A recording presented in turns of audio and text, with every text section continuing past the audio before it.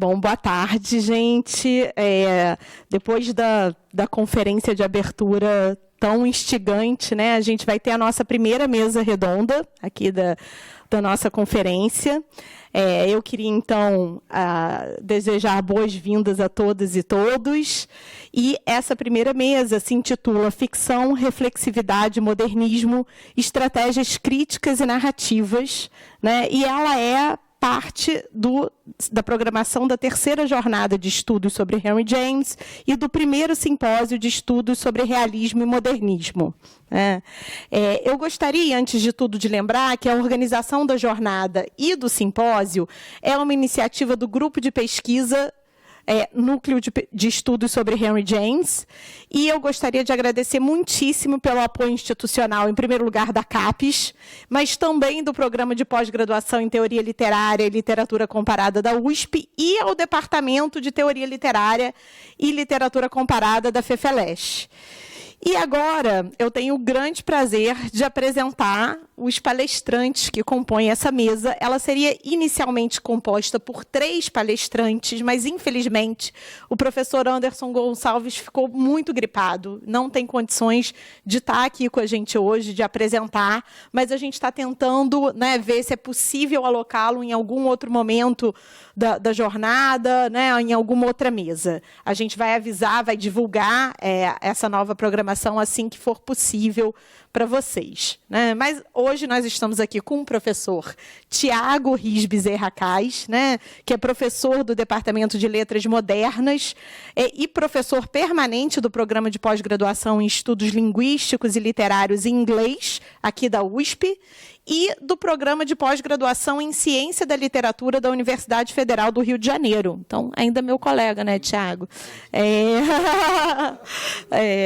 O Thiago é também membro do International Association for the Study of Scottish Literatures, pesquisador da cátedra W.B. Yeats e líder do grupo de pesquisa do CNPq, Crítica e Romance. Seus interesses de pesquisa se desenvolvem em torno dos seguintes temas: oceano, gêneros literários ao longo do século XVIII, literatura e a União Britânica, diálogos literários entre a Grã-Bretanha e o Brasil, diálogos literários entre a União Anglo-Irlandesa e o Brasil. E é o autor de Oceano, entre a epopeia e o romance.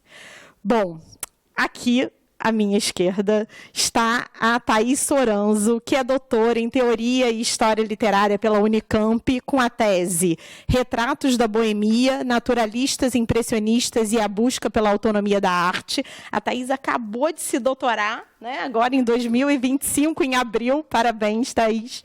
E atualmente ela desenvolve uma pesquisa de pós-doutorado no Departamento de Teoria Literária e Literatura Comparada da USP, né, sob a supervisão da professora Sandra Vasconcelos.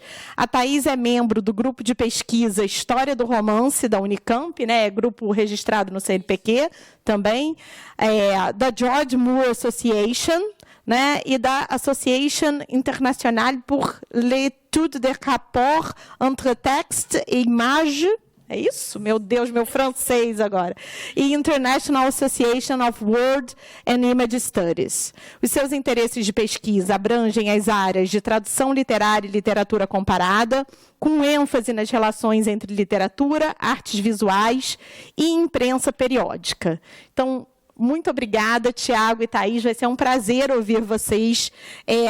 Como o Anderson não está aqui, eu acho que a gente pode ter meia hora, né, de fala, se for preciso, claro, não...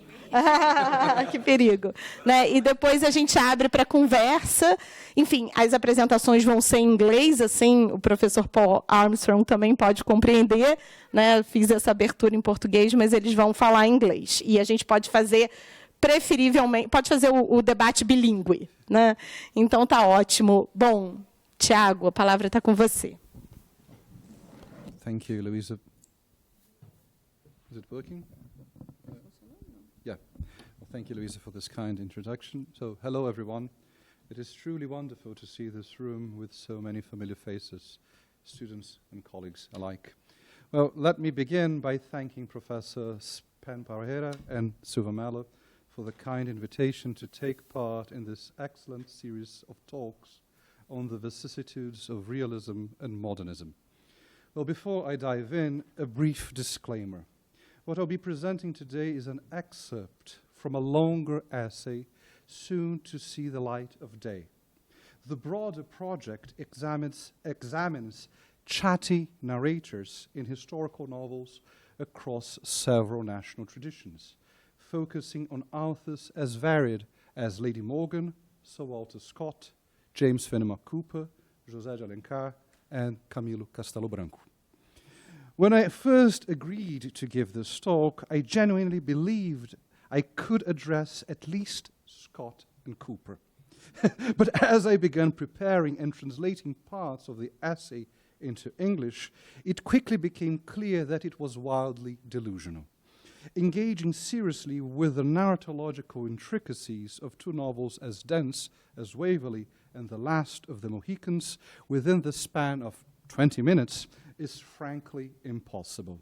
So I've decided to focus solely on Scott's fictional output today. My sincere apologies for misleading you with an excessively ambitious title. Now on to the paper. So 11 years ago, the website of the conservative weekly The Spectator hosted a blog by novelist A.N. Wilson, pompously titled A.N. Wilson Diary. In the entry dated August the 23rd, 2014, we learn that the previous Saturday, Wilson visited the reading room of the British Museum to clear his mind. Quote, "The reading room was all but empty," he tells us, "the only sounds being the occasional turning of a page, the quiet susurrations of a famous royal biographer at my table asleep over a volume of Hippolyte Taine." Wilson does not tell us whether he considered absconding with the volume upon which the sleepy biographer was resting. Perhaps he should have. All the more so if it was a volume of the monumental Histoire de la littérature anglaise, published between 1863 and 1864. Wilson would likely have been surprised by Taine's remarks on the historical novel, a genre that he himself had explored in Winnie and Wolf, a work shortlisted for the prestigious Man Booker Prize in 2007. Emphatically, Taine takes the historical novel to be a kind of novel of manners. Its aesthetic and intellectual forerunners, Taine argues, are the 17th century Dutch painters because they are, quote, realists and moralists. I'll quote from Harry van Loon's 1872 translation. So they renounce free invention. They narrow themselves to scrupulous exactness. They paint with infinite detail and customs, places changing nothing. They mark little shades of language. They are not disgusted by the vulgarities or platitudes. Their information is authentic and precise.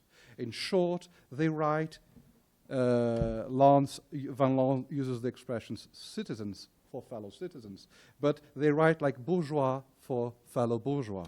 That is, for well-ordered people, members of a profession whose imagination does not soar high and sees things through a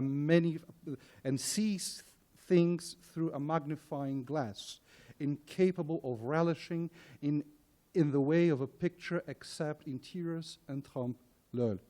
At first glance, Taine does not appear to hold the historical novel in high regard. I doubt Wilson or any casual reader of the passage I've quoted would rejoice at being accused of having anything to do with vulgarities or platitudes.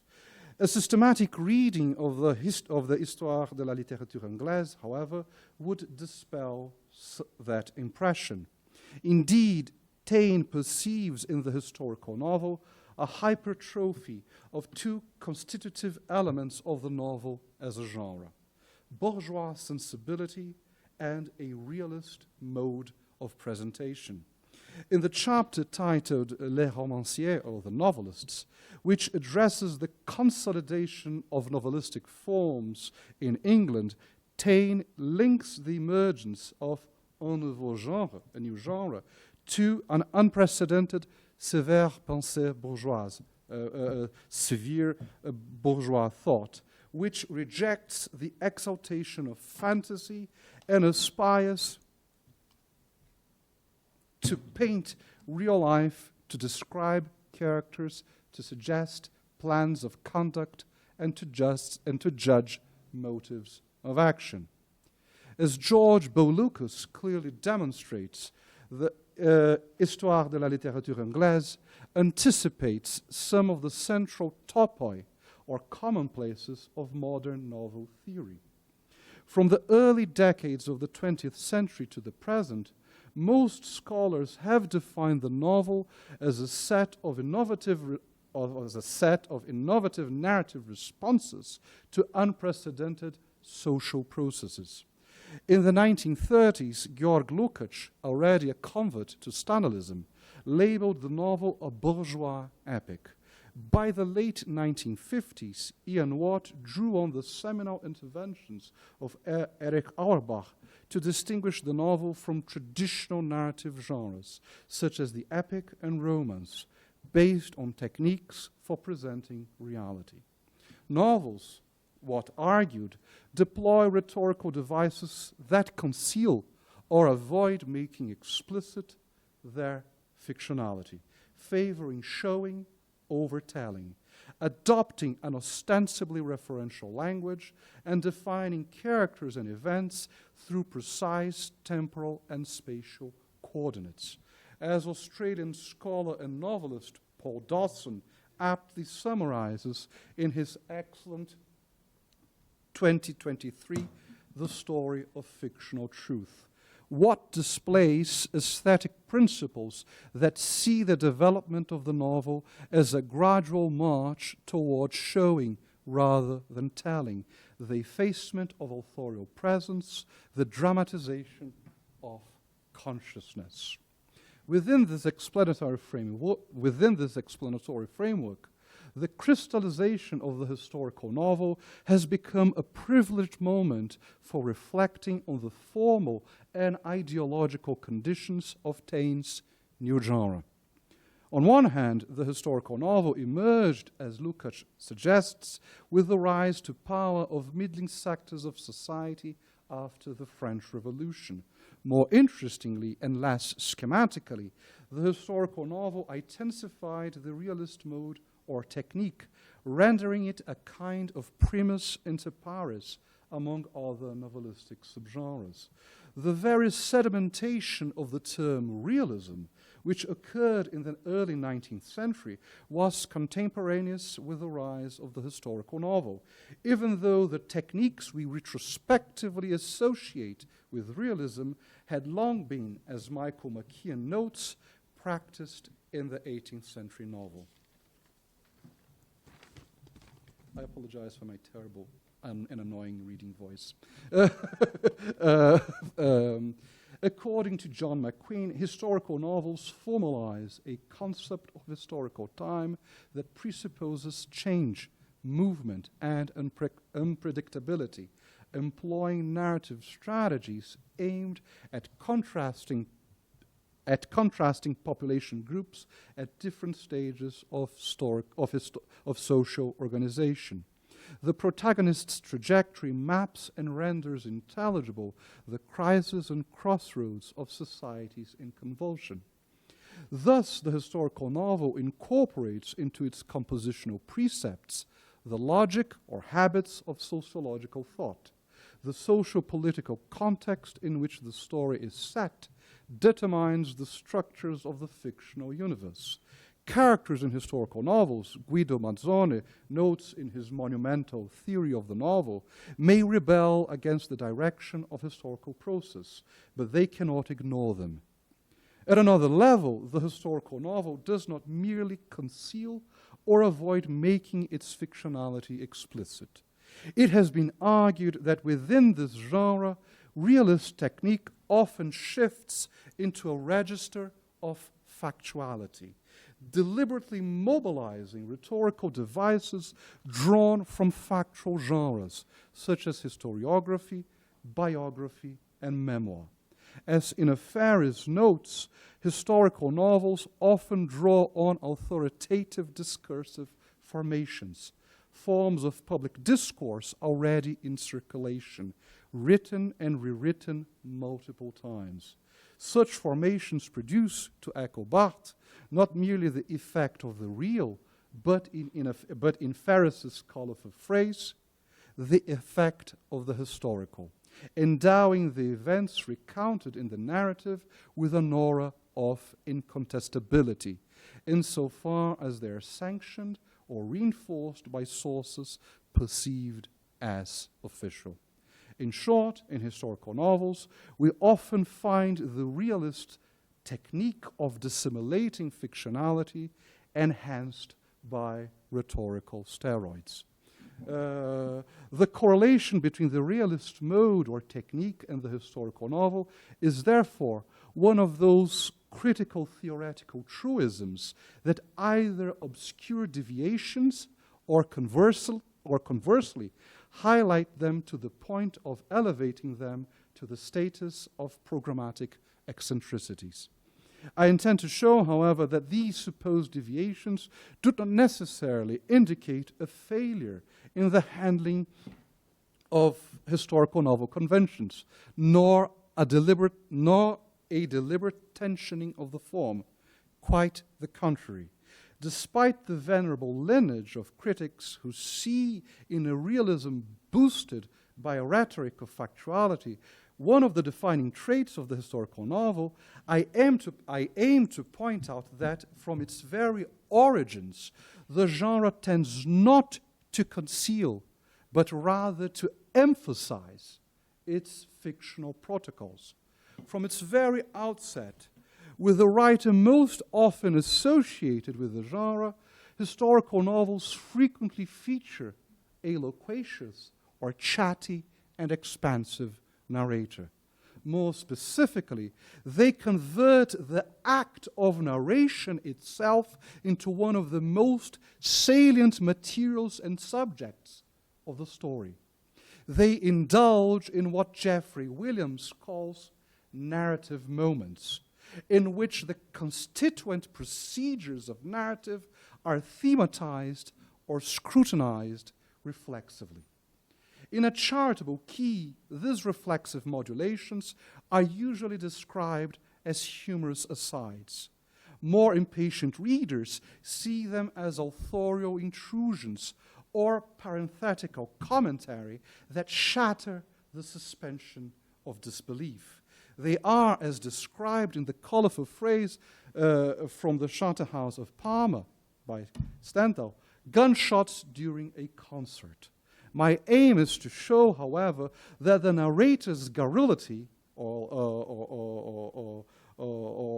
tendency to the narrator's garrulity is a recurring feature of the historical novel as a genre, despite what Hippolyte Taine may have taught us. So the generalization about the historical novel referenced thus far from the generalizations about the historical novel referenced thus far from Taine to Lukács, including Mazzoni, take Scott's oeuvre as a yardstick, due to his multiple theoretical pronouncements on the genre and to the unparalleled transoceanic circulation of his works. Paraphrasing the title of a well-known study by Ian Duncan on Scott's fiction, both his figure and his writings cast a long shadow over the historical novel. As a literary critic, Sir Walter Scott did not express much enthusiasm for narrative moments. Although admiring Fielding's novels for the concoction of their plot, Scott deplored passages in which an authorial voice breaks the fourth wall and directly addresses the reader. So Scott tells us, Fielding pauses to explain the principle of his art and to congratulate himself and his readers on the felicity with which he constructs his narrative or makes his characters evolve themselves in its progress. These appeals to the reader's judgment, admirable as they are, have sometimes the fault of being diffuse and always the great disadvantage that they remind us that we are perusing a work of fiction, and that the beings with whom we have been conversant during the perusal are but a set of evanescent phantoms conjured up by a magician for our amusement.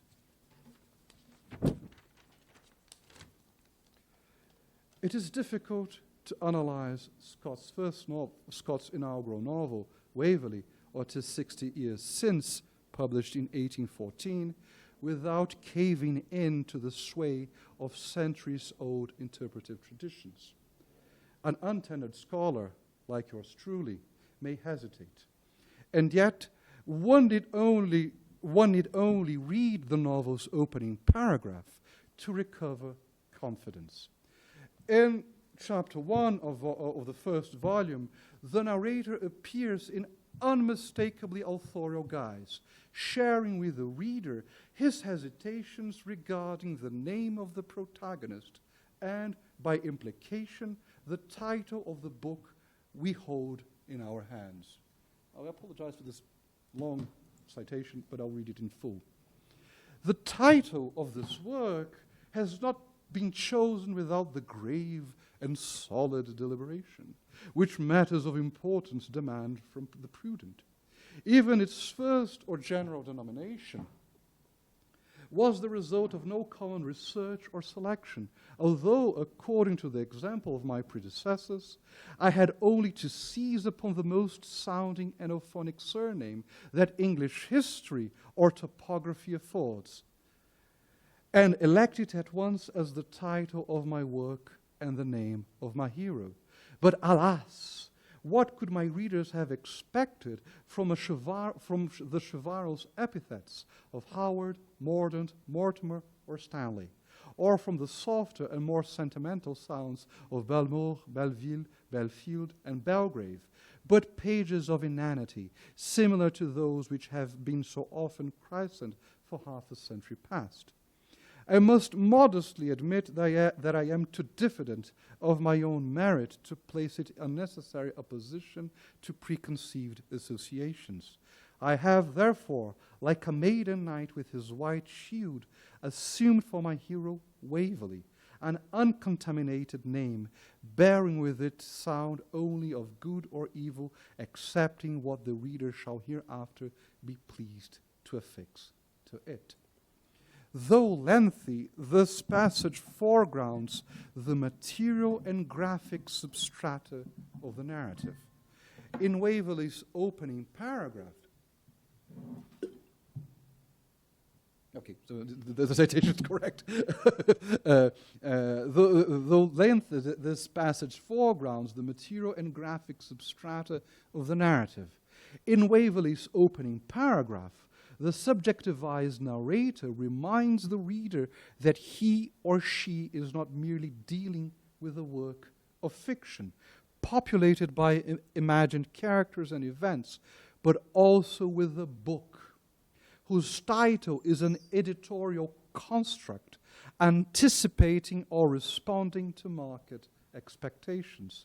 As Glyn White notes with some disapproval, textual self-awareness, its acknowledgement of being a printed artifact, is often interpreted as incompatible with mimesis. Graphic devices such as titles, subtitles, frontispieces, notes, and colophons, White summarizes, are perceived as anti-representational. And without the assumption that language, and by extension literature, grants access to reality, the possibility of a realist mode seems all but void. Realist novels strive to raise indicators, as White puts it, of the book's artifice, in order to create the illusion of unmediated access to narrated events. This explicit acknowledgement of mediation, however, seems to recede in chapters 2 of volume 1, titled Waverley Honor, a Retrospect. Just before switching to the third person, the narrator promises to entrust the force of his narrative upon the characters and passions of the actors, implicitly vowing not to halt the construction of the fictional world by interposing a presentified self-referential voice. Yet the narrator does not maintain the purported impersonality of third-person narration throughout the novel, nor does he abstain from metalinguistic detours. Examples abound. At the beginning of chapter 5, after recounting Edward Waverley's youthful frolics and romantic entanglements, the narrator wonders whether the reader, given the level of the detail provided, has already begun to expect, quote, an imitation of the romance of Cervantes. A few pages later, he apologizes once and for all to those readers who take up novels merely for amusement, for plaguing them so long with old-fashioned politics, and Whig and Tory, and Hanoverians and Jacobites. Occasionally, the narrator reasserts his subjectivity by interrupting the narrative flow to offer otherwise inaccessible background information, political, social, or anthropological. Thus, in chapter 25 of the first volume, we learn that Mr. Pembroke only wrote our hero one letter, but it was the bulk of 6 epistles of those degenerate days, containing in the moderate compass of 10 folio pages, closely written. Fortunately, the narrator spares his readers from having to read the entire diatribe. Even were I to insert the letters at full, he assures us, we would not grasp the real cause of their being written without a glance into the interior of the British cabinet at the period in question. The narrator then embarks on a digression about how politics of the time was divided between 2 parties, with all imaginable et ceteras. In the final chapter, the first-person narrator pressurizes the fictional register by reflecting on the consequences of the failed Jacobite uprising of 1745. Once again, the materiality of the narrative is foregrounded. The narrator announces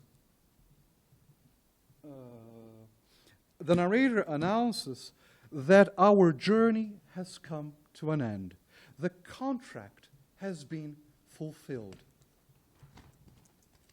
Like a coachman who cannot quite bring himself to leave, the narrator still has a few things to say.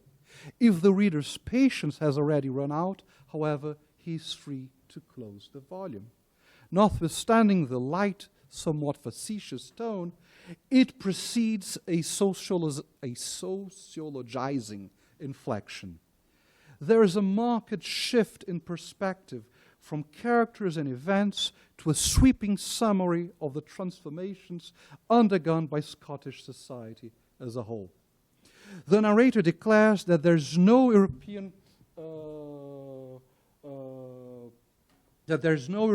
nation which within the course of half a century or little more has undergone so complete a change as this Kingdom of Scotland.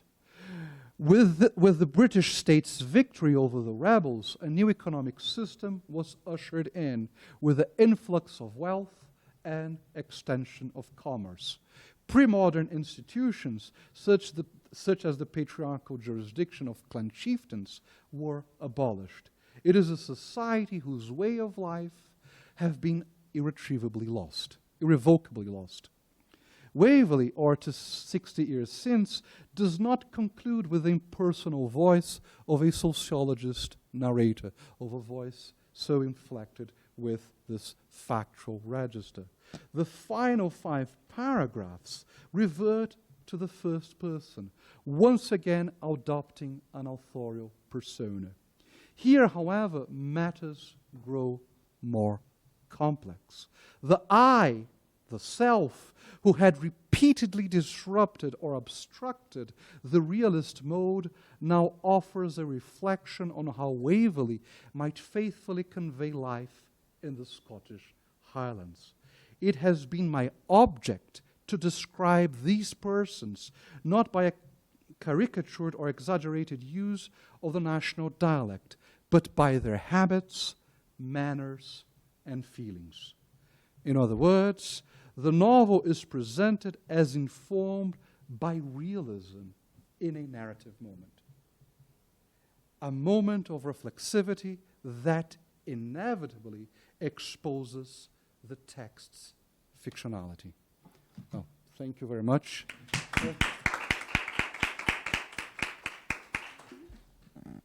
Thank you very much, Thiago. We'll talk later. So I will pass to Thaís. Thank you. Can you hear me? Yes, working, right? Okay. So good afternoon, everyone. First, I would like to thank the organizing committee. Oh, thank you. Oh, tem que trocar. Eu esqueci. Just one second. Yeah.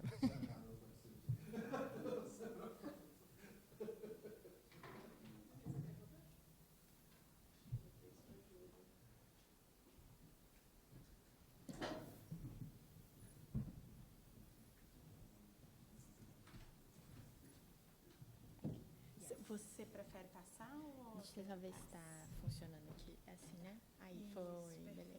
Acho que é mais fácil passar. All right, I'll settle now. So first I'd like to thank the organizing committee, Professor Luisa Laranjeira, Marcelo Pen, and Natasha Costa. It's been such a pleasure to be here and to be on the panel with Thiago. It's a pleasure to meet you as well. So my talk today is actually a shortened version of a paper that I have published in Portuguese, but which contains some ideas that I want to further develop in my postdoc research. I'm interested in exploring the role of art in Henry James' work, especially through some of his artist characters. So with no more delay, let's get started. The Noncommitment of Art in Henry James the Liar. In his notebook entry of 19 June 1884, Henry James sketches an eventual plot for a short story. Although having an acute intelligence and a fine, quiet, high, pure nature, a woman is obligated to put up with the fanciful anecdotes told by her husband in social circles. He, in turn, despite being considered a tremendous liar, was entirely inoffensive. In general, he was known to be good, kind, personally very attractive, very handsome. Though his lights could be taken as a fault, they just made him increasingly very light. I'm quoting James here. In the initial idea of the tale, the woman would try to amend, or at least to soften, the possible damage caused by her husband's inventions. Such caution, however, did not seem enough when he decides to spread a shocking lie, which was not specified by James in his notebooks. In order to protect the husband from defamation, the lady, overruling her moral principles, takes part in the sham. As a result, though keeping her spouse's image unstained, she starts to despise him immensely. Years later, in the preface to the Aspen Papers, Henry James alludes to a similar couple. Dining in London, he meets by chance a gentleman who was a blatant liar, but, here I quote, in whom I recognized the most unbridled colloquial romancer the joy of life had ever found occasion to envy. His wife, serene and charming, would just act normally, not caring to denounce her partner's fantasies. The episode, recalls James, could be certainly turned into fiction. Dazzled by the eccentricity of that man, the author seemed to have rich material at disposal. Although it is not possible to verify the existence of those circumstances, it is interesting to observe that in the records of the narrative composition, James focuses on the couple's figure. While in the notebook entries, the emphasis is on the wife's fidelity, in the preface, the brilliance of the deceptive man comes to light. None of the texts, however, give prominence to a character that plays a decisive role in the story, the artist. Published in the Century magazine in 1880, The Liar presents Oliver Lyon, a painter who is directly entangled in the relationship between Colonel Cappadoce and his wife, Everina Brandt. Though not a first-person narrative, the story is mostly conveyed through Lion's point of view. From the start, we notice that he is a serious artist. Committed to his work, he was not fond of dinners and parties. When required to attend those events, his attention would soon be drawn to books and engravings available at the place. Besides being cultured, Lyle was also prideful. Conscious that his position was not the most prominent one, he would still feel superior to others and, due to his occupation as an artist, considered himself a privileged observer of the spectacle of human life. In that way, notwithstanding the joy found in the peaceful atmosphere of the studio, a change of air could arouse his curiosity.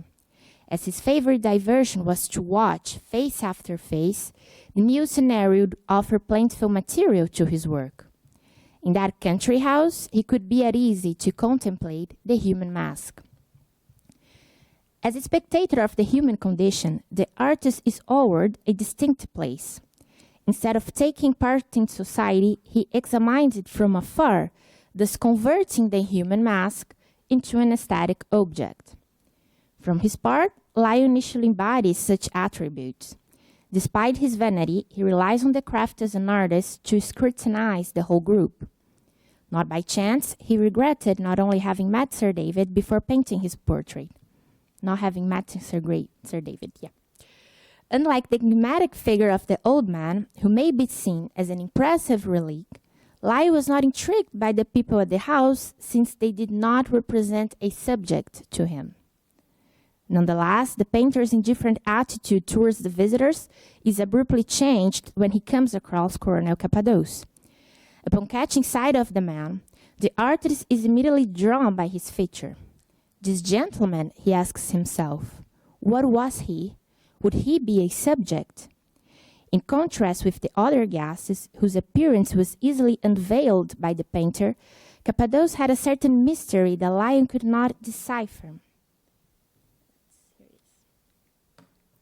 Here is the quote. What was odd in him was a certain mixture of the correct and the extravagant, as if he were an adventurer imitating a gentleman with rare perfection, or a gentleman who had taken a fancy to go about with hidden arms. He might have been a dethroned prince or the war correspondent of a newspaper. He represented both enterprise and tradition, good manners and bad taste. Though not able to discern the fellow's character, Lyon soon realized that the gentleman's countenance charmed people. The attraction exercised by the colonel is reinforced when Lyon recognizes the presence of Everina Brandt. Once rejected by the woman in the past, the painter tries in vain to greet her. Absorbed by Cappadoce's image, she could not take her eyes off him. Disappointed about passing unnoticed by his former lover, Lyon had to admit, and here I quote, that Mrs. Cappadoce was in love with her husband, so that he wished more than ever that he had married her. If previously arousing Lyon's curiosity, the Colonel Cappadoce becomes from now on the painter's main object of interest. In the meeting with the gentleman after dinner, Lyon was the only one paying heed to Cappadoce's astonishing tales. Amazed by his adventures, the painter, so impressed with the hero's tone, would not even suspect that they were all made up. As we can notice here, Oliver Lyon's image as a superior artist starts gradually to fall apart. Instead of assuming the role of an unbiased observer, the painter is carried away by Cappadoce's inventions. This predisposition towards fantasy is shown at the very moment when Lyon arrives at his new workplace. Browsing the room he'll be staying at, he gets excited at seeing on the bedside table a novel by Sheridan Le Fanu. Well known for his mysterious narratives, the writer represents to Lyon the ideal reading in a country house for the hours after midnight. Regardless of their unrealistic aspect, such stories were able to spark curiosity. In the same manner that Lyon looked forward to reading Le Fanu's novel, the other guests at the house entertained themselves with Cappadoce's fables. Despite their implausibility, his anecdotes would be of interest.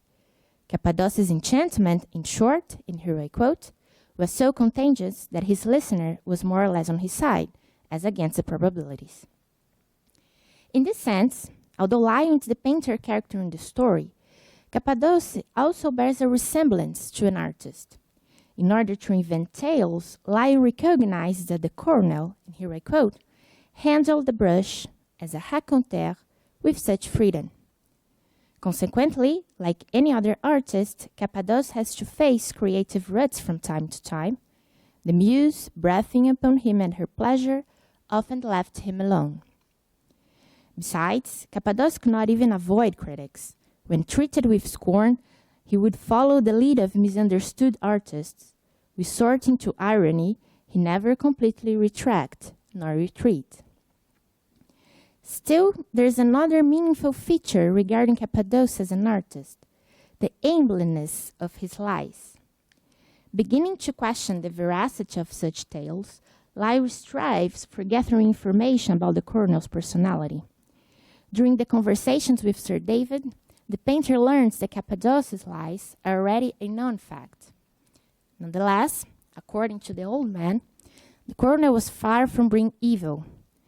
Over the course of the investigation, Lion could also attest that, despite his inclination to lie, Cappadoce had great respect for the army and was an exemplary serviceman.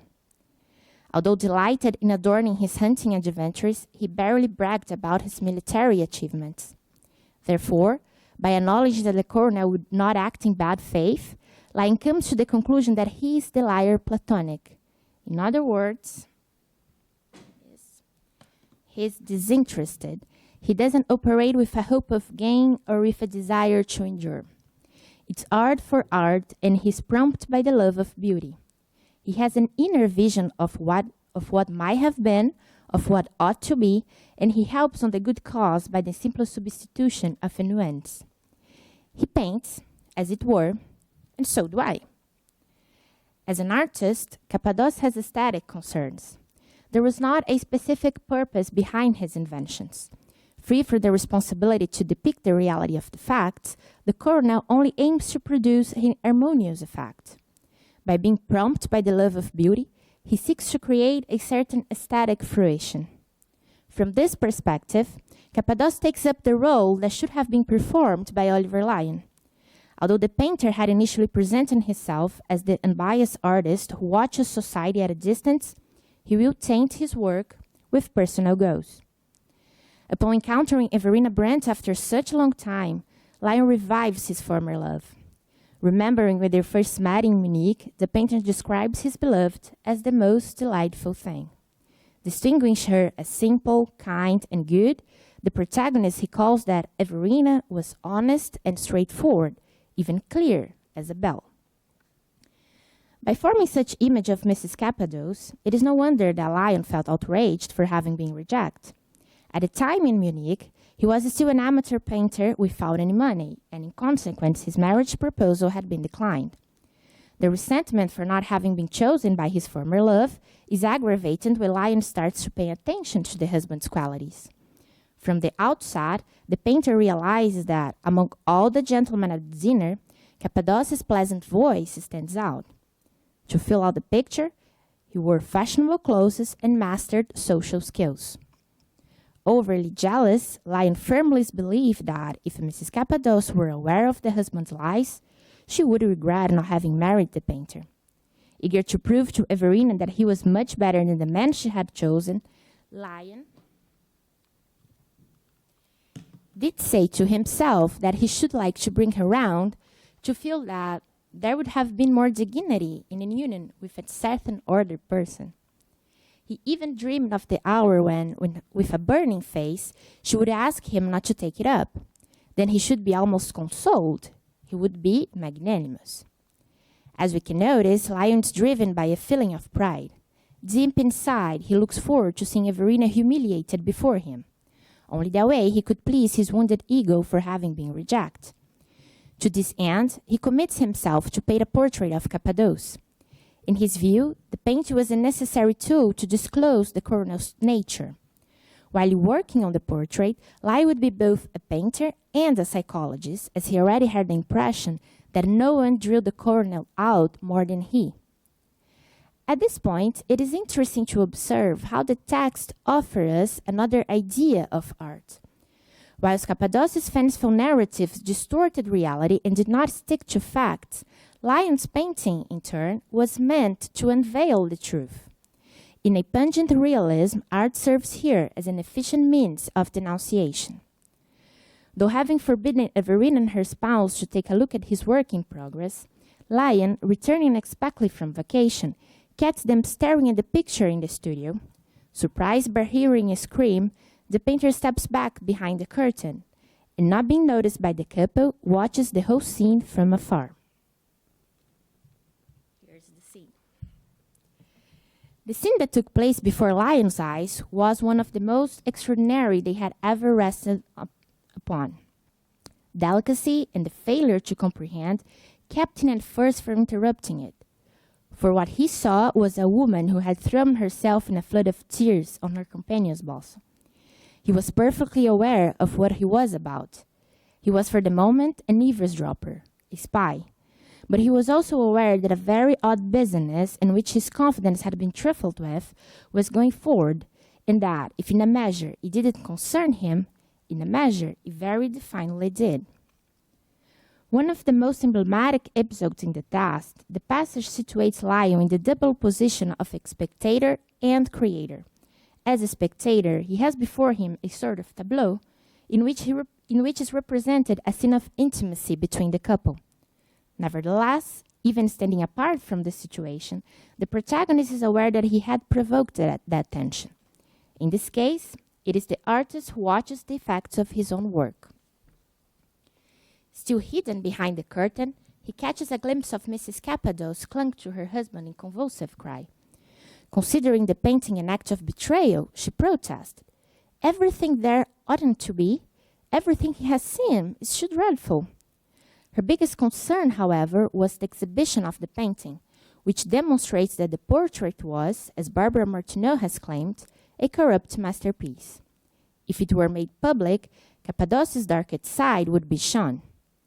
At this instant, the story reaches its climax.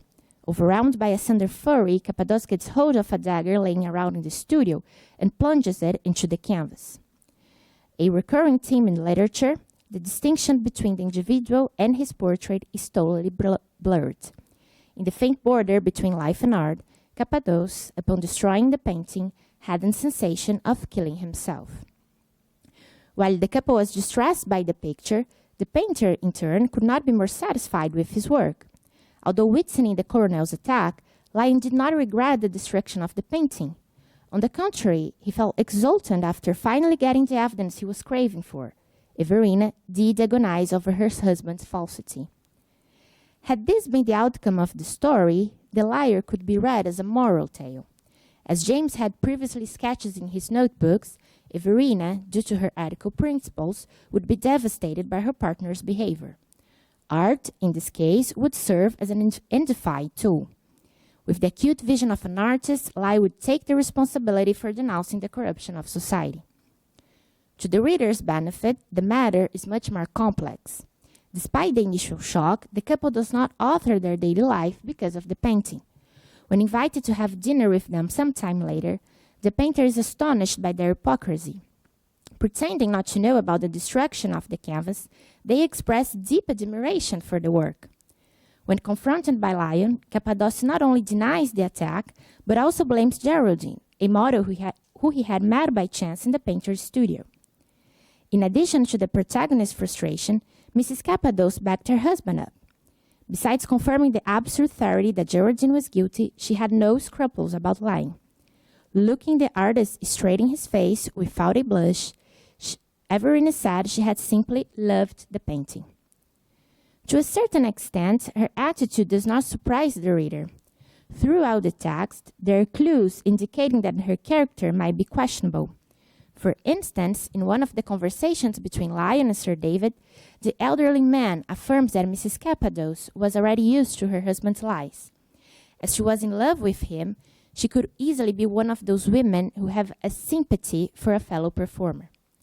With regard to Lyon, even though he idealized Everina, he also had some reservations about her. Notwithstanding his careful surveillance, he could not make out to himself that she was consumed by a hidden shame. When Severina's nature has come to light, it is curious to reflect upon the role of art in this process. At first glance, the painting did smoke the lady out. Staring at the easel, Everina seems to see her infamy right before her. The torment, however, is fleeting.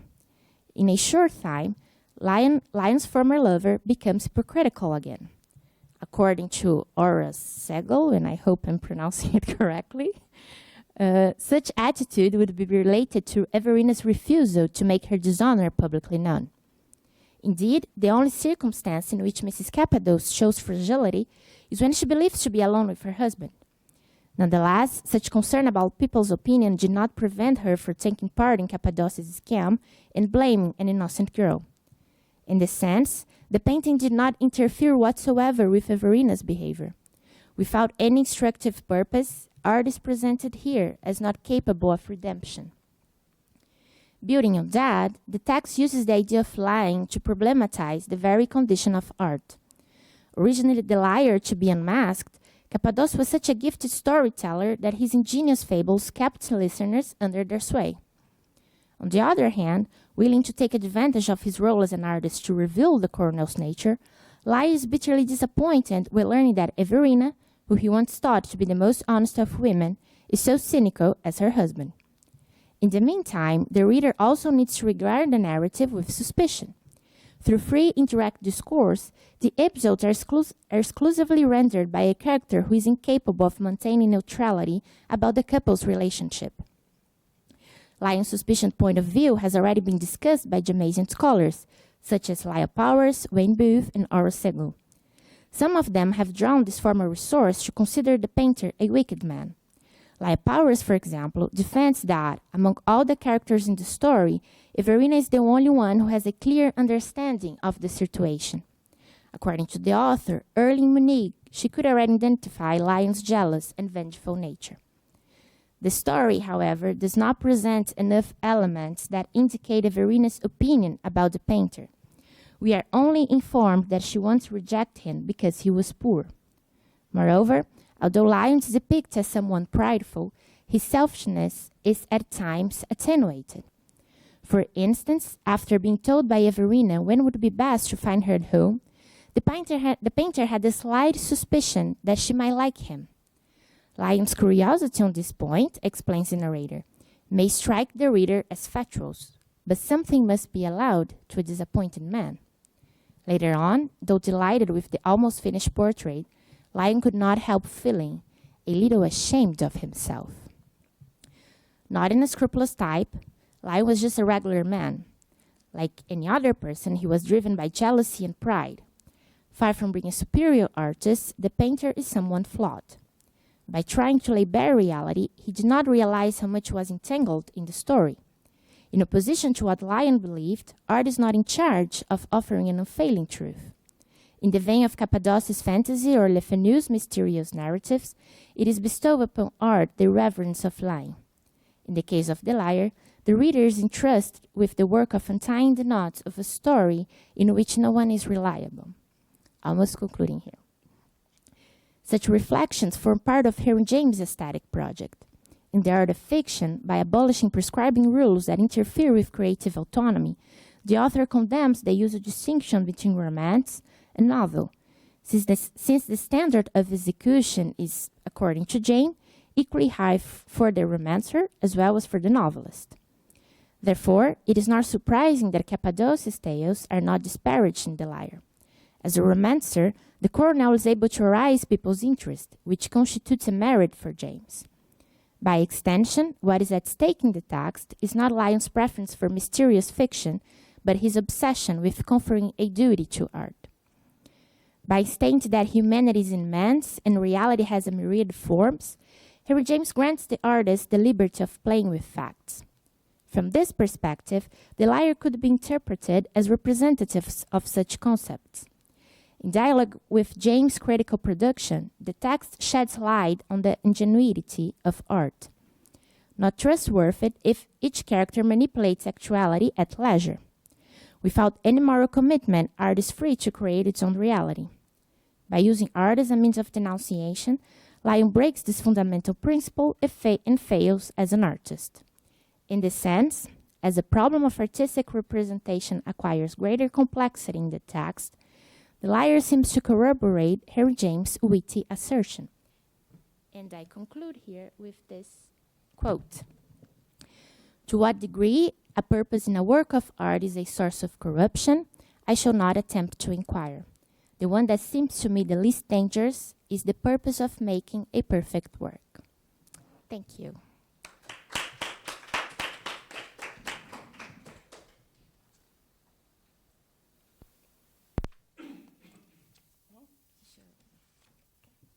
Okay, thank you very, very much, Thaís. Wow, it's very exciting, interesting talks. And I was thinking while I was hearing both of you, I will break the ice again, and then I will let you make your questions, okay? I will try to make a very, very quick question for both of you, because I was thinking that though your talk seems about different subjects, there is a close relation between them. And I think both of you were talking about the relation of realist fiction to truth and lie. I don't know if it's my interests now are leading me to that, but I think the chatty narrator in Scott, who breaks the fourth wall, and the pseudo-artist, the liar, in James' story, make us ask about the relation of fiction to truth, and of course to lie. And I would like you to comment if you think that the chat narrator, in your case, and the artist open a meta-discursive space in the disguised fictionality of the realist novel, if we could say that.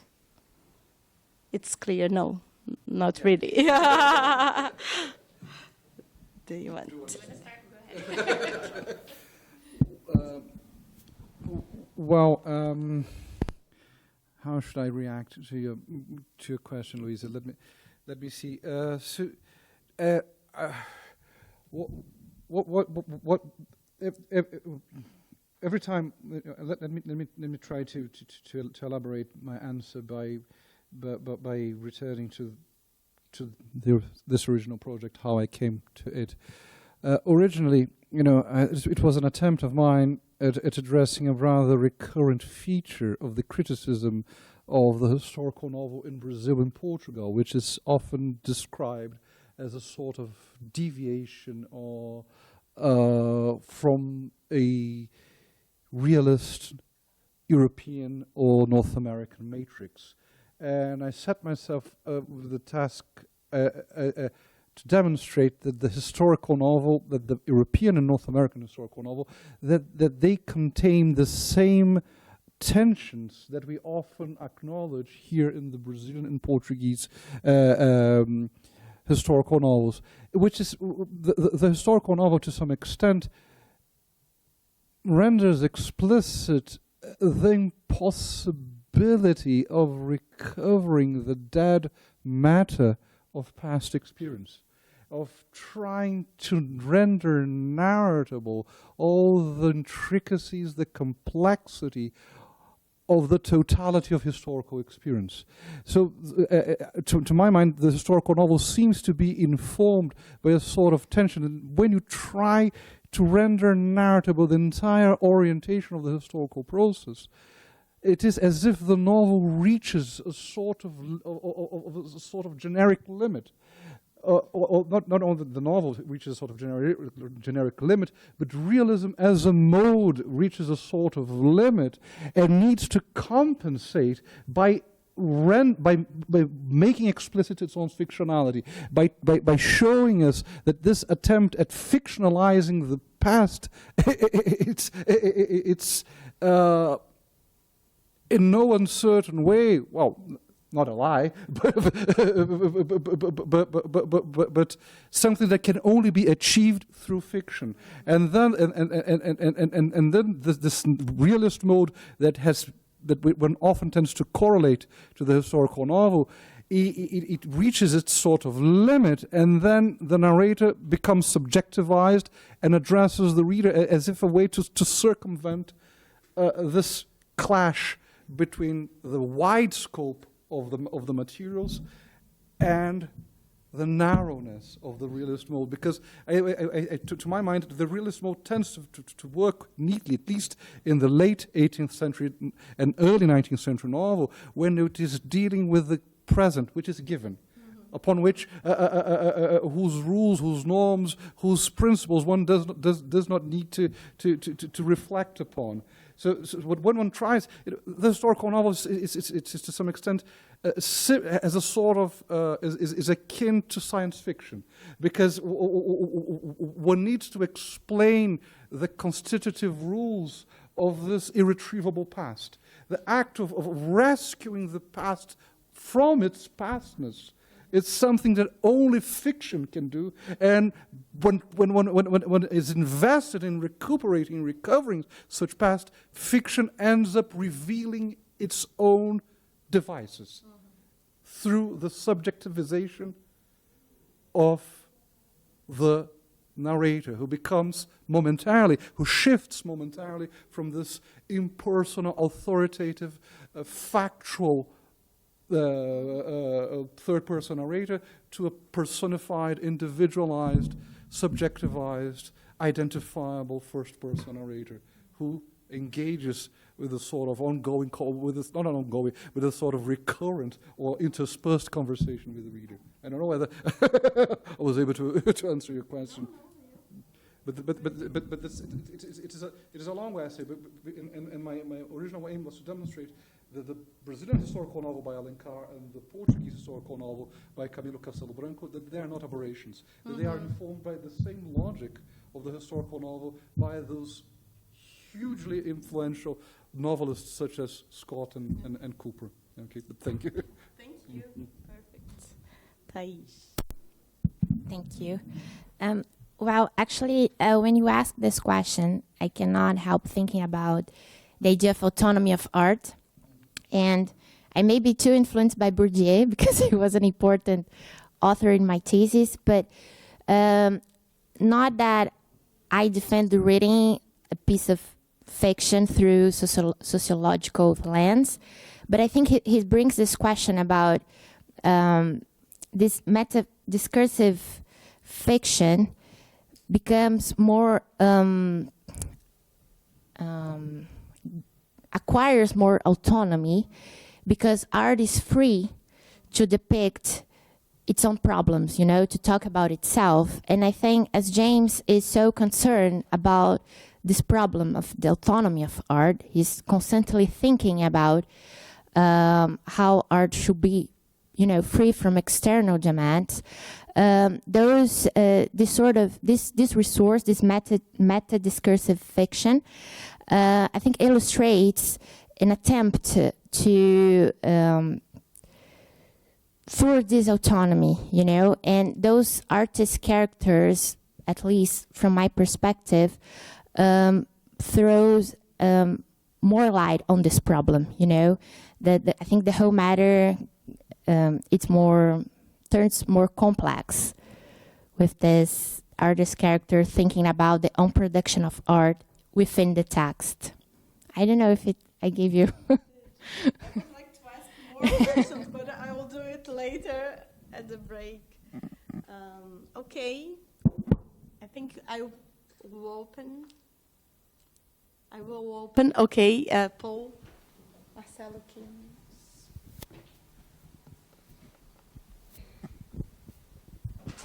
Thank you for these two very interesting papers, and my reaction was very much like Louise's. I thought that these papers, how could they be related to each other? Scott's Waverley and James's The Liar, two very, very different texts, but I do think that they raise very similar kinds of questions about fictionality. So I'd like to ask a question to both of you, different questions that I think are related. Thaís, first of all, the Liar, I did a quick Google search reminding myself of the dates, but it's 1889, as you point out. And James, in the 90s, writes very interesting stories about artists. the figure in the carpet, the death of the lion, the real thing the next time. And it seems to me that, you know, part of the implication of your analysis of lying in the story is that it's crucial in the 1890s, as James is making the pivot from realism to modernism, that he's writing these stories that are metafictional stories asking about the relationship between realism and fictionality, art and life, and the person of the artist. And it's very interesting that he starts with the liar. It reminds me of Umberto Eco's claim that anytime that there is a lie, there's signification. And anytime there's signification, there's a lie. And the whole idea that lying is a mark of signification seems to me to be crucial to James's sort of meta move here. And that relates to your topic about the chatty narrator and whether the chatty narrator in the 18th century is a source of truth or a liar.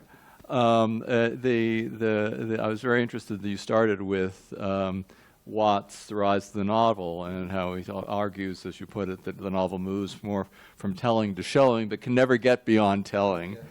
And I was thinking that, and was interested in your reaction, Watt juxtaposes two traditions in the novel, as you know, the Fielding tradition of the narrator, the comic, and the Richardsonian, the Samuel Richardson tradition, leads more maybe to Austen and then to Henry James, more psychological. But your talk made me think that even Richardson is captured very much in this problem of the fictionality of authority, because the epistolary style, the letter style, an attempt to be real in being authoritative, presenting the documents, raises all sorts of questions about the fictional that are inescapable. And the point of view of Pamela, you know, is she to be believed or not believed? Is she really virtuous as she claims, which is Richardson thought, or is she, as Fielding said, really seductress? A very Jamesian question about reliability and epistemological truth raised by the authorities. So the two papers seem to me to speak to each other in very interesting ways, raising questions about the movement from realism to modernism, which is the topic of the conference. So thank you both.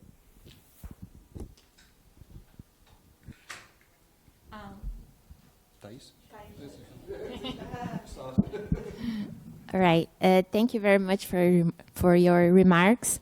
I thought 1888 was the first publication in magazine form, and then 1889 it was published in book format. So that's why I said the first publication was 1888. But yes, you are totally right. This artist character thing is a recurring theme in the late century, and actually this was the theme of my thesis. And one of the novels I studied was Love by Zola, and it's interesting to think about a naturalist writer that initially was so distant from modernism, right? But no, Love, as the title already points out, it's a novel talking about the creation of a work of art. There's this self-reflection that is so radicalized in a naturalist novel. So I think this theme is so fascinating, and this self-reflection of, you know, the creation of a work of art in the text opens up for modernist concerns in the next century, you know, in a more radical form.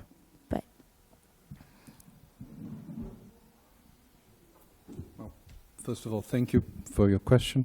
Well, I take issue with Watt's explanatory scheme, because actually he doesn't know what to do with with Henry Fielding, and in the sense I side with Michael McKeon when I see the novels from the 1740s as endpoints of a long process of sedimentation of narrative strategies, and yes. We actually can see in Richardson's fictional output this reflexivity on the very protocols of realism, especially in Clarissa and in Sir Charles Grandison. And Clarissa Lovelace constantly intercepts Clarissa's letters, and there's a very famous passage in Clarissa in which Lovelace, in which there's this moment of reflexivity, in which the very constructive principle of the narrative is explicitly thematized to us when he tells Belford, "I love to write to the moment." Okay, and he says, "I'm writing my letter, I'm placing the paper on my thigh, and you will not see the place where I pierce my thread." so this is a moment in which the very protocols of realist fiction are being rendered explicit to us. So, and there's another passage from Sir Charles Grandison in which I think someone is dictating a letter to Miss Byron, and she's constantly inserting their dialogue on her letter, seeing how the very unfolding of the letter is interspersed by dialogue. Once again, we see this this narrative moment, actually, in which realism is all but shattered, and I think that what is interesting about the historical novel is that we have this realist set of themes, this realist content, which tries to establish a sort of dialogue with historiography. We have rhetorical devices that emerge from factual genres, but then the themes get so momentous, the themes get so momentous that it is impossible to streamline into a cogent, relatable novel. And then we end up with this narrator breaking the fourth wall and becoming Fielding-esque to some extent, addressing the reader. What places Austen as a sort of systematizer of the conflicting tendencies between Fielding and Richardson. But we can see this systematization also in Sir Walter Scott, okay, a writer who was not very well regarded in the 1950s, who was recovered only after Northrop Frye and the advent of Scottish nationalism. But yeah, certainly. And I see these Fielding-esque moments in Scott, which I find very interesting, remarkably interesting. And even Virginia Woolf, there's a moment in To the Lighthouse, in which Mr. Ramsay, he's reading Sir Walter Scott, and he gets completely immersed in the fictional world configured by the novel that he's reading. And Mrs. Ramsay, he sees Mrs. Ramsay, almost dancing, almost copulating with the book, as if he's completely immersed in Sir Walter Scott. And to Woolf, this sort of readerly reaction is presented as unmistakably suspicious. But because to Woolf, of course, she was much more interested in those moments of reflexivity. But they are contained in the very works that are being derided by To the Lighthouse. Yeah. Mm-hmm.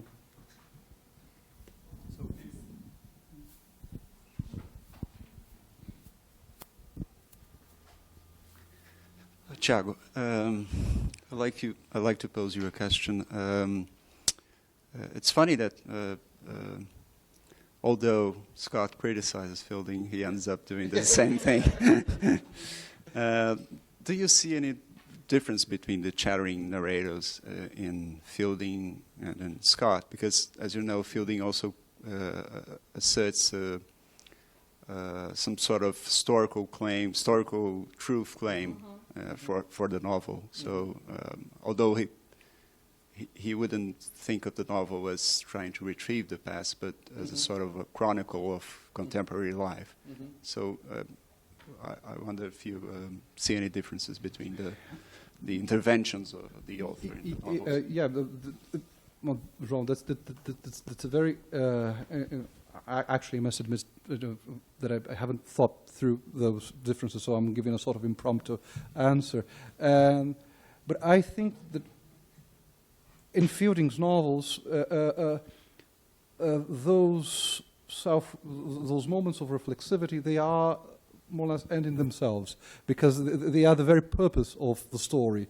Whereas in Scott, those breakings of the fourth wall, those moments in which mimesis is shattered, they are unmistakably used as sort of instruments for forwarding the very narrative, by rendering narratable the very historical matter of the novel. So this departure from realism, from the so-called realist mode, is performing the sort of narrative work for realism. I don't know. So the novel departs from realism in order to achieve its realist ends, whereas in Fielding, I see those moments as somewhat self-contained and somewhat gratuitous and somewhat of the very purpose of the novel. They are not purposeless in Scott's Waverley novels, I guess. So there's this integration between realism and anti-realism in Scott, which I do not see fully integrated especially in Fielding's earlier fiction. Maybe in his final works such as Amelia, okay, but now it's in the service of sentimental fiction, of a more sentimental mode, but I don't know.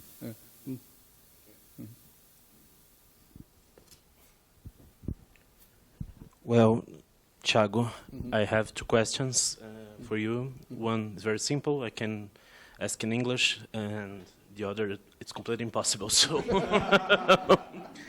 I will even try. The first one, can you tell us shortly, in 5 minutes, what you would like to say about Cooper? What he likes to say about Cooper. I can tell you this afterwards. Yes.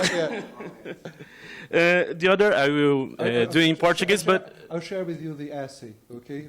Okay. Thank you. Thanks. Very kind. You can answer in English if you want, but I will do in Portuguese.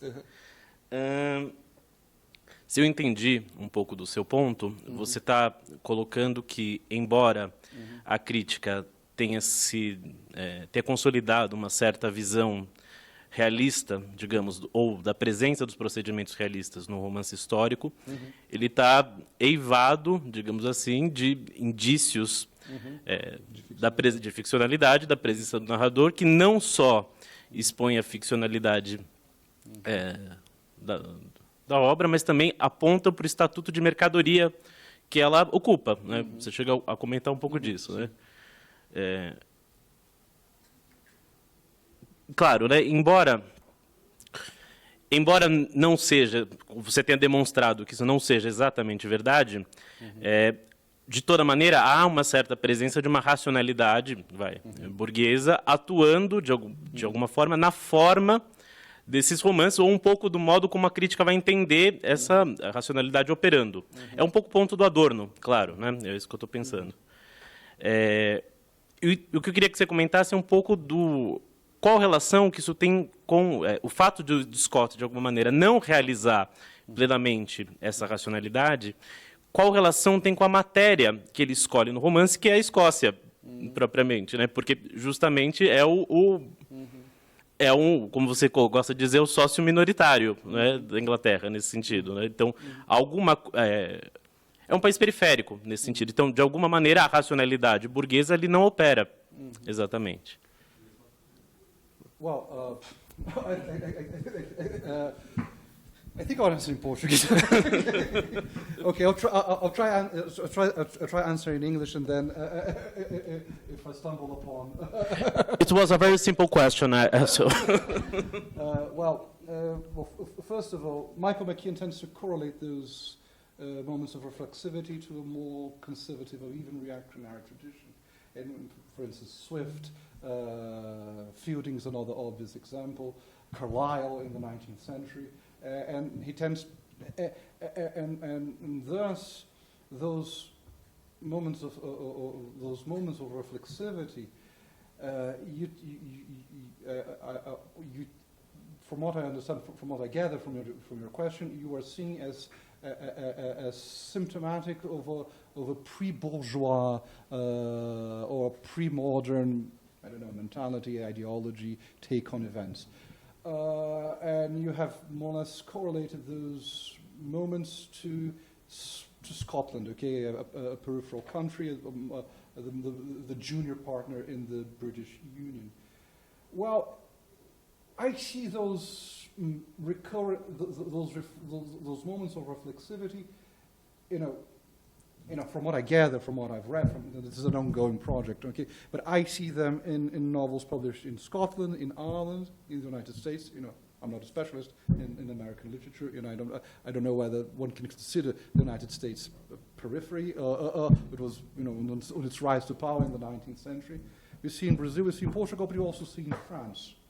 I've mentioned a passage from Stendhal's The House of Parma, okay, in which the narrator ostensibly addresses the reader, okay, and he defines those moments in which he breaks the fourth wall as a gunshot in the middle of a concert. I don't know whether one can correlate those departures from the realist mode to a pre-modern sensibility or to a pre-modern context. I think that there's a sort of... I think that this... I don't know how to translate it to English. Essa deseconomia narrativa, this narrative halt, I don't know, this narrative imbalance, whether one might get correlated to a specific historical context, or if it is symptomatic of an insufficiency of the genre itself, because because it is so invested in this, in mobilizing this rhetoric of factuality, that to some extent fiction comes back with revenge.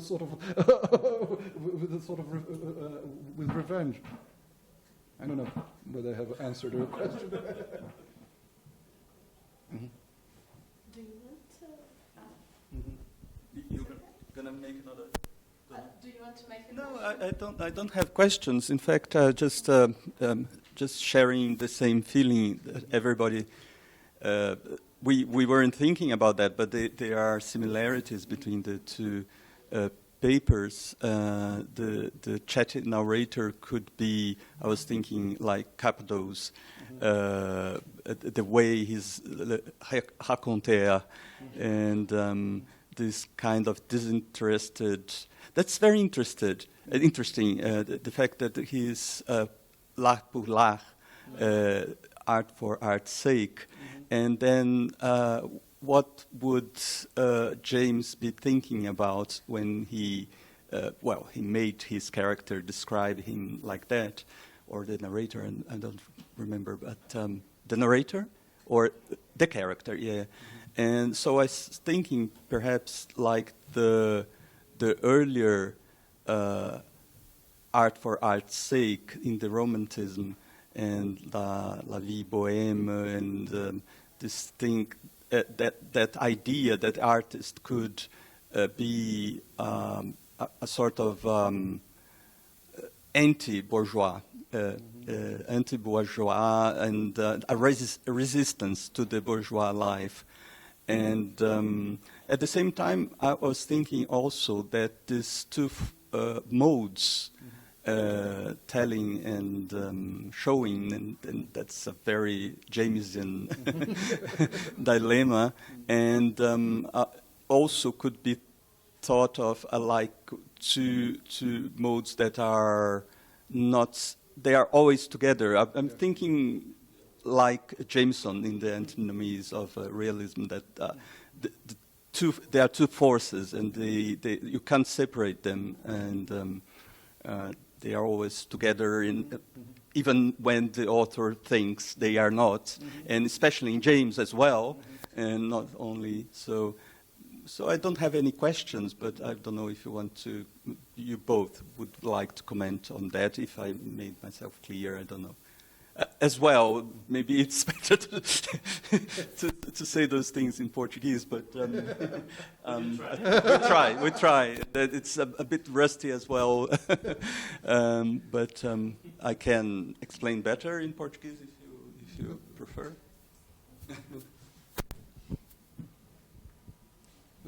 Eu sei que a Thaís quer começar. Well, thank you, Marcelo, for your comments. I could actually answer in Portuguese better as well. The words keep, slipping from my mind. But this point you mentioned about art for art's sake in romanticism, I was thinking maybe in James, I wouldn't say there's an evolution, but there are other concerns as well. He's thinking about art for art. I mean, how art should be free to talk about itself, to reflect upon itself. But also, I feel like there is this materiality, right, in James' texts. So when you go back in time in Romanticism period, for instance, it seems to me, I don't know, I could be wrong, guys, please correct me here, but this art for art's sake, it's more like some of sacred sphere, I don't know. In James, it seems to me that there is this concern about art's liberty, but also he's aware that art is right in the middle of this modern period with money and social prestige, There are other concerns that sometimes could be an obstacle to this autonomy, to this art for art's sake. I don't know. Well, I don't know what I have to say about that, but I don't know whether I don't know whether this notion of art for art's sake is available to early 19th century novelists. Okay, because one cannot disengage, one cannot extricate the novel from its social context, from the affordances, from reading practices. People use, people ostensibly, when Scott published his Waverley, he was celebrated in periodicals for bringing the sort of public sphere to the novel and using this very immersive new genre as an instrument for almost trafficking or conveying the intricacies of history. People, like more or less we do nowadays when we watch, a bad Hollywood movie, in order to know about the ins and outs of the Vietnam War. For instance, people read Scott's novels in order to learn about his, just past historical events that had receded into past memory. So, I don't know whether one would approach whether this notion of art for art's sake would be available, or would it make sense to someone like Sir Walter Scott, who was so immersed in the very basic, in the petty politics of his day. He was a lawyer. He was trying to recover the poetry of the border. He was very active in the public sphere. So his novels are ostensibly a direct intervention in the public sphere of post-Union Scotland. So I don't know. So that would be that difference between the chatty narrator in Walter Scott and Cappadoce. Yeah, probably. Would be another sort of chatty narrator. But probably in Scott's such chatty narrator more or less foregrounds the uses, the affordances, the political valences of the text, and how it might be used and read and circulate in the public sphere. Thank you so much. Natasha, have a question. I just want to make one comment.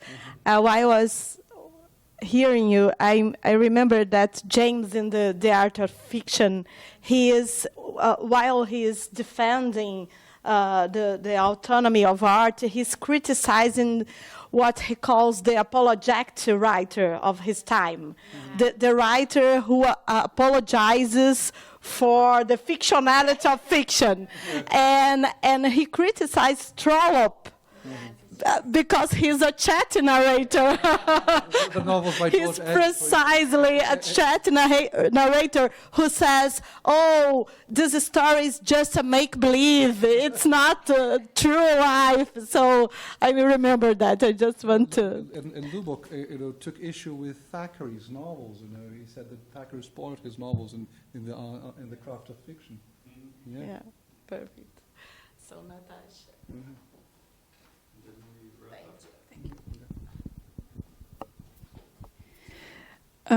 Okay, I have one question for each. Thaís, first of all, when you answered one of the questions, I was reminded of a study, a paper by Mary Grace Albanese. She analyzes what Mesa knew in the perspective of Zola's naturalism. And that's a really nice study. I think that we even discussed this in one of our meetings in our James group.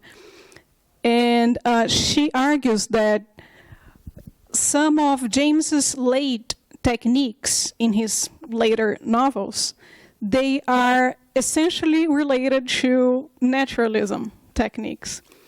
And then she illustrates this point with what Mesa knew, because she sees the logic of repetition, that Maisie is always learning and learning and learning in a vicious circle.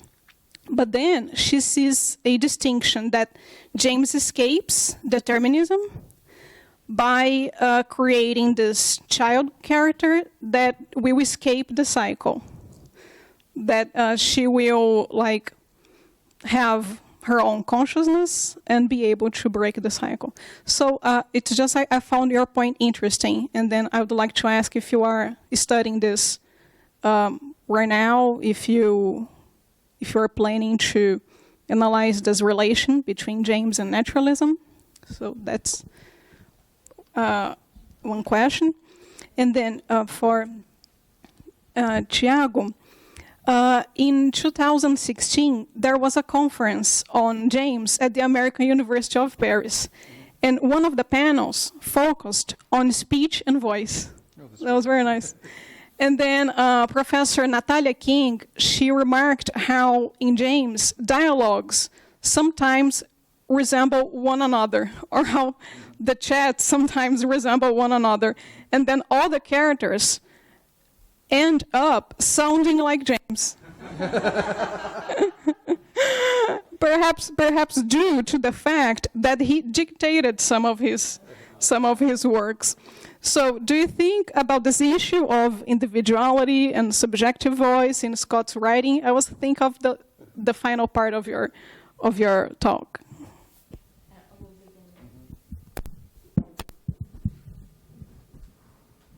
All right, thank you, Natasha, for your question. Actually, I remember this article. You have mentioned it once. I think in our last meeting or something. I haven't read it yet, but definitely it's my wish list. Yes, I'm interested in exploring this James' thoughts and reflections upon naturalism, because I was telling Paul that right now in my postdoc research, I'm interested in studying James' relationship with Impressionism. So Impressionism and naturalism are both tough concepts. They are intertwined most of the time. And I've read an article, a book, a study about how Zola was considered a foreground for modernism. So it is very interesting, we tend to think that naturalism is so far apart from modernism, and actually it is not. When we start to think about naturalism, impressionism, realism, modernism, it's all mixed up, and it's so very fascinating. So yes, I'll definitely reread it, and I'm looking forward to delve into this subject. Well, thank you very much. Thank you very much for your question and comment and reference. Well, one of the strategies used, perfected actually by Sir Walter Scott, is the use of dialect and vernacular in order to convey, in order to individualize the voice of each character. Because as they travel across the Scottish countryside, Scott had a fine ear to the fine gradations of dialect. So each character has a rather a slight difference in the construction of his or her voice due to his or her particular dialect. So Scott used his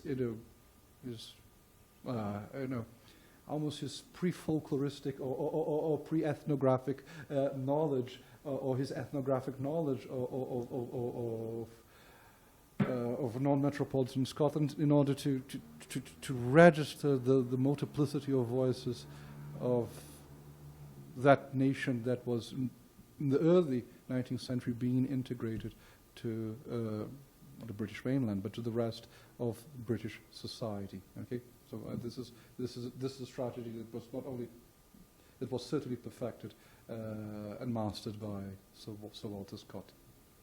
Thank you. Also remember that in The Liar there's a very funny passage that he tries to emulate James. Trying to emulate the Cockney accent. And that's very rare.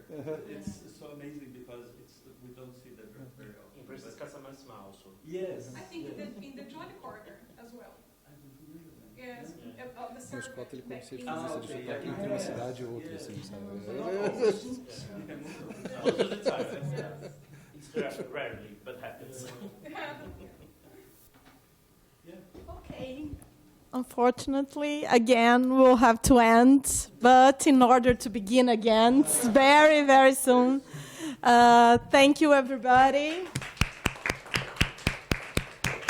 We'll have a 15-minute break, and we'll be back.